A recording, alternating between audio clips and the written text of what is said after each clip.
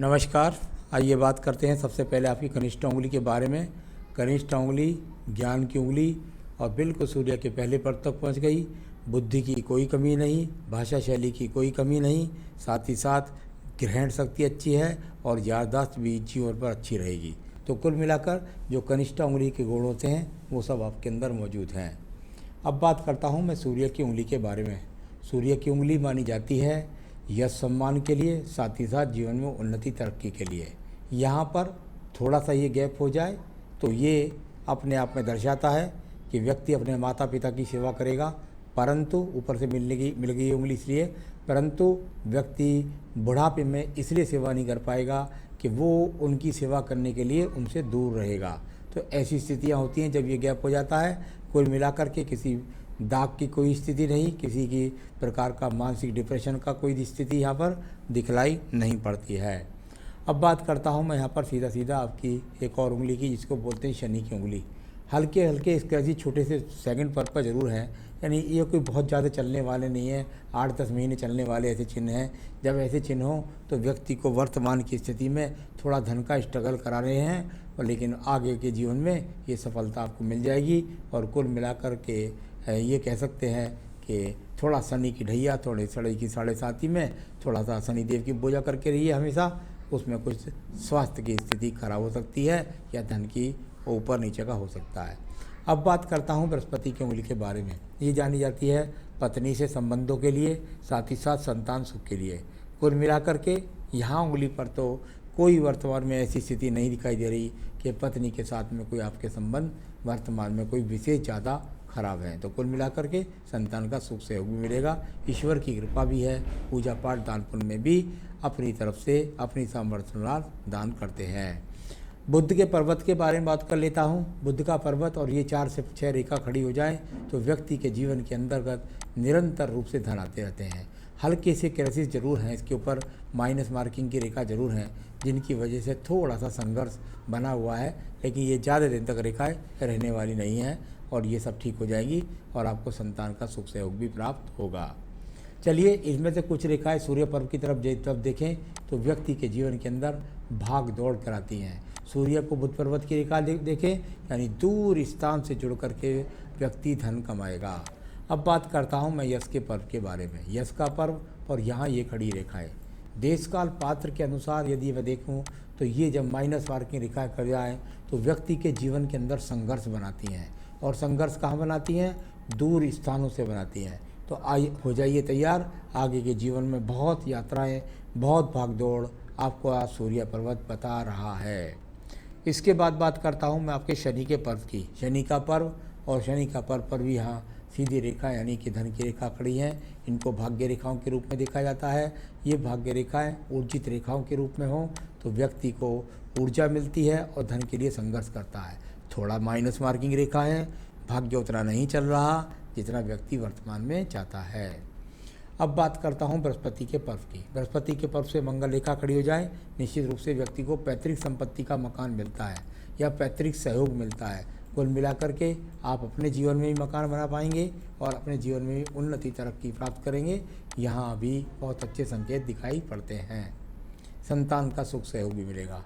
हृदय रेखा की बात कर लेता हूँ। हृदय रेखा कुछ पीड़ित लगी, यानी मुझे थोड़ा सा ऊपर नीचे उठने वाली रेखाएं ज़्यादा दिखाई पड़ रही हैं।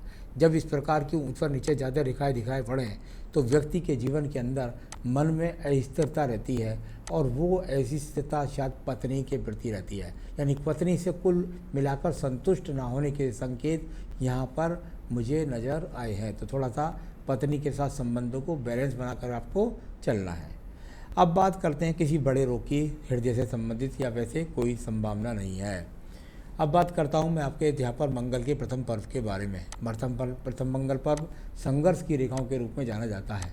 जब इस पर रेखाएं खड़ी हों तो व्यक्ति संघर्ष करता है, लेकिन जब काटने वाली रेखाएं हों तो संघर्ष का वर्तमान में वो फल नहीं मिल रहा जितना मिलना चाहिए, लेकिन ब्रैकेट्स बना रही हैं, निश्चित रूप से संघर्ष का फल मिलेगा। यहाँ से निकलने वाली रेखाएं कोई भाग्य रेखा को देखती है, कोई बुध पर्वत को देखती है, कोई भाग्य रेखा को काटती है राहु रेखा बन करके। संघर्ष से जीवन की सफलता के संकेत इनको बोला जाता है। आइए बात करता हूँ बुद्धि रेखा की। बुद्धि रेखा और जब इस प्रकार से चले और इसमें से एक ओवरलैप करके भी रेखा चले तो थोड़ा सा क्रोध पर नियंत्रण रखना चाहिए। जल्दबाजी और क्रोध पर नियंत्रण, तो ये मानसिक स्थिति को कमज़ोर करते हैं, इस बात को दिखाने वाली रेखा। साथ ही साथ इसमें से एक मोटी रेखा का संबंध ये ऊपर से नीचे की तरफ है, क्योंकि जब जिधर पतली पड़ जाए उधर की तरफ देखा जाता है। तो कुल मिलाकर आपको थोड़ा सा यहाँ पर दूर यात्राओं से संबंध बनेगा, साहस के द्वारा यात्रा करेंगे और ख़ास तौर से वर्तमान में साल भर तक कम से कम आप ट्रेवलिंग में सावधानी रखें, किसी प्रकार का कोई झगड़ा झंझट से बचें, मुकदमे से बचें और चोट से बचें। तो ये इस तरह के संकेत यहाँ पर आपके द्वितीय मंगल पर्वत पर भी दिखलाई पड़ते हैं। तो चलिए अब मैं बात कर रहा हूँ यहाँ पर सीधा तो बुद्धि रेखा कुल है, यहाँ छोटे छोटे एक्स हैं, बहुत माइनर हैं। मैं नहीं चाहता ये माइनर आपकी ज़िंदगी के अंदर वैवाहिक जीवन में आपको परेशानी पहुँचाए, तो संभल कर रहना है आपको इस चीज़ से। अब बात करता हूँ मैं चंद्र पर्वत के बारे में। चंद्र पर्वत और चंद्र पर्वत से यदि मैं देखता हूँ तो यहाँ नीचे से उठ करके चंद्र पर्वत को संबंध बना रही है रेखा, यानी केतु स्थान से गुजर करके चंद्र पर्वत को जा रही रेखाएं चंद्र पर्वत पर कुछ रेखाएं माइनस मार्किंग के रूप में काट भी रही हैं। एक शुक्र पर्वत से निकल करके चंद्र पर्वत का रेखा का संबंध भी है। तो ये तीन फल एक साथ है। केतु शुक्र से निकलने वाली रेखाओं का संबंध निश्चित रूप से घर से बहुत दूर, कभी कभी ऐसा होता है कि घर से बहुत दूर विदेश में ही हो, लेकिन अधिकतर तो ये विदेश में ही जाने के लिए रेखा जानी जाती है। तो कुल मिलाकर यहाँ ध्यान रखना है, थोड़ा सा केतु स्थान से होकर गुजरें तो चरित्र के प्रति सावधानी रखनी है। तो ऐसी यहाँ पर आपकी इन रेखाओं का फल जाना जाता है। अब बात करते हैं व्यापारिक रेखाओं के बारे में। हाथ के अंदर कोई व्यापारिक रेखा यहाँ पर नहीं है, किसी भी रेखा ने यहाँ पर व्यापारिक स्वरूप नहीं बनाया है। यहाँ पर भी एक रेखा जो बनी है वो निकल करके सीधी घूम के चंद्र पर्वत को ही जा रही है, यानी ये तो विदेश तो आपको जाना पड़ेगा, ये तो बात पक्की हो रही है। कई जगह से दिखाई दे रहा है ये संबंध। अब बात करता हूँ मैं यहाँ पर भाग्य रेखा के बारे में।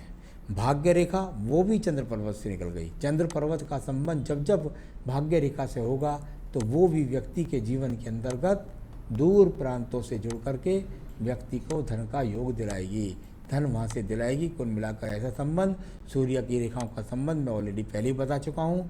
विदेश में जाओगे, वहाँ यात्राएं करोगे, वहाँ परेशानी भी आएंगी, इस प्रकार की यहाँ पर रेखा है। तो यहाँ विदेश से, दूर देशों से, दूर प्रांतों से जुड़ करके दो डबल रेखाएँ यहाँ संपर्क कर रही हैं, निश्चित रूप से आपको ले जाकर छोड़ेंगी विदेश में। तो ये बहुत अच्छे संकेत हैं, इनका फ़ायदा उठाइएगा कुल मिलाकर अपने जीवन में। आइए बात करता हूँ मैं शुक्र पर्व के बारे में। यहाँ शुक्र पर्व और देखता हूँ यहाँ पर तो सामान्य रूप से अभी आप संसाधनों के लिए बहुत बेचैन हैं।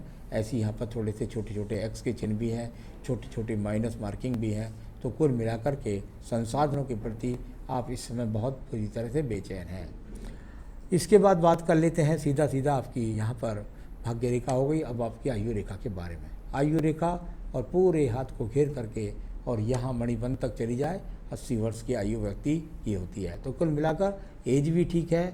सारे हाथ को तो मैंने पढ़ने के स्वरूप से पढ़ा आपका। अब मैं आपके सवाल लेता हूँ।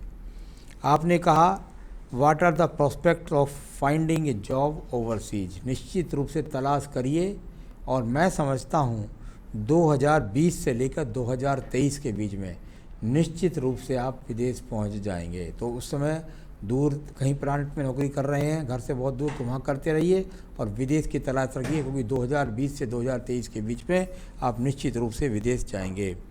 What are the prospects of settling in a foreign country. तो फॉरेन कंट्री में सेटल भी हो जाएंगे और अच्छा वहाँ से पैसा भी कमाएंगे। What will the financial situation in coming years. बहुत सुंदर रहने वाली है, कोई चिंता की बात नहीं है। ऐसा भी हो सकता है कि आप अपने जीवन में, बहुत आगे तक नहीं बोलता हूँ, लेकिन कई जॉबों का परिवर्तन करें, वो सिर्फ उन्नति के लिए। तो ऐसी भी स्थिति आएंगी आपके सामने, तो बहुत अच्छी स्थिति रहेगी, कोई चिंता करने की बात नहीं है। अच्छा खासा धन आपके पास जीवन में होगा। आपने कहा मुझे कोई एडवाइस करें बिजनेस के लिए। मैंने कह दिया एकदम नहीं, बिल्कुल नहीं, बिल्कुल विचार ही ना करें किसी भी सेक्टर के लिए। ये बिल्कुल एक पक्का, बहुत सुंदर तरीके से, बहुत शांत जीवन से व्यक्ति धन कमाएगा और व्यापार से अच्छा धन कमाएगा और नौकरी के द्वारा कमाएगा। तो बस इतना करिए, इन सब चीज़ों की सावधानी बताइए वो करिए। आपका रतन बनता है एक पुखराज। इस उंगली के अंदर पुखराज पहनिए, जो आपके धन का आगमन बनेगा, आपके संतान का सुख का सब बनेगा, साथ ही साथ पत्नी से सहयोग का बनेगा। तो रतन बनता है आपका मेरी तरफ से पुखराज। आप चाहें तो मुझसे संपर्क कर सकते हैं, मैं आपको सैंपल दिखाकर आपके स्थान तक पहुंचा भी सकता हूं। अपनी पूजा के अंदर सिर्फ और सिर्फ आपको करना है संकट नाशन गणेश स्तोत्र। संकट नाशन गणेश स्तोत्र सुबह शाम करिए संकट नाशन स्तोत्र, या सुनिए, मैं आपको उसके एक लिंक भी भेज दूंगा, उसको सुनिए। और एक मानसिक जाप ओम नमो भगवते वासुदेवाय की यदि 3 माला कर लें तो आपके लिए बहुत ही ज़्यादा अच्छा रहेगा। नहीं तो मानसिक चलते फिरते इसको करते रहिए, ओम नमो भगवते वासुदेवाय।